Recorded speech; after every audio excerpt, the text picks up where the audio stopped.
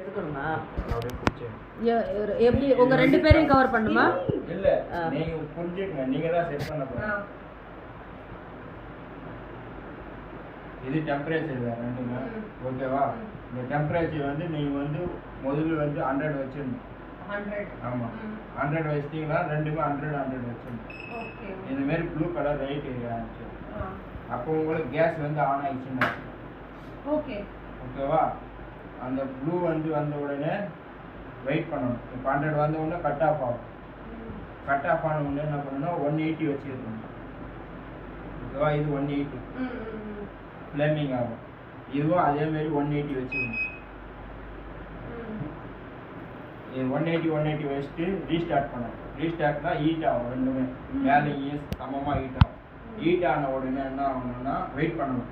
இந்த cut off ஆன உடனே நீங்கள் பேக்கிங் மாவு எடுத்து உள்ளே வச்சிடணும். கட் ஆஃப் இந்த ரெட் கலர் லைட் எரியும். Okay okay okay okay. ரெண்டு ரெட் கலர் லைட் எரியும். ரெட் கலர் ஆன உடனே உங்களுக்கு ரெடி ஆகிடுச்சுன்னு ஒன்று அப்படின்னா சவுண்டு வரும்.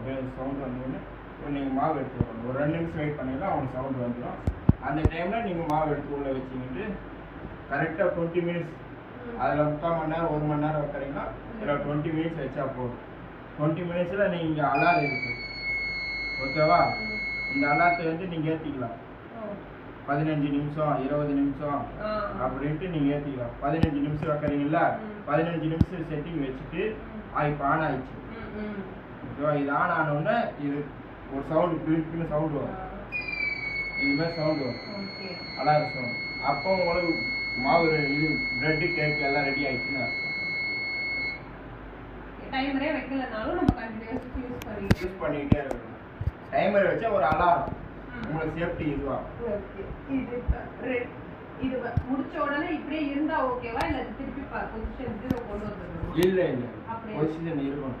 இப்போ இது வந்து 180க்கு வரணும். 180 வந்தா உங்க நீங்க பேக்கிங் உள்ள வைக்க முடியும்.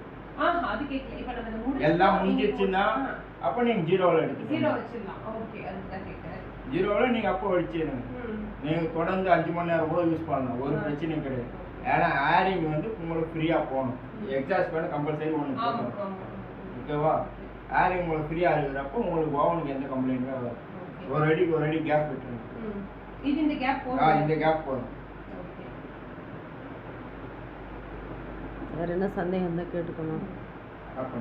ஆஃப் பண்ணிடுவா.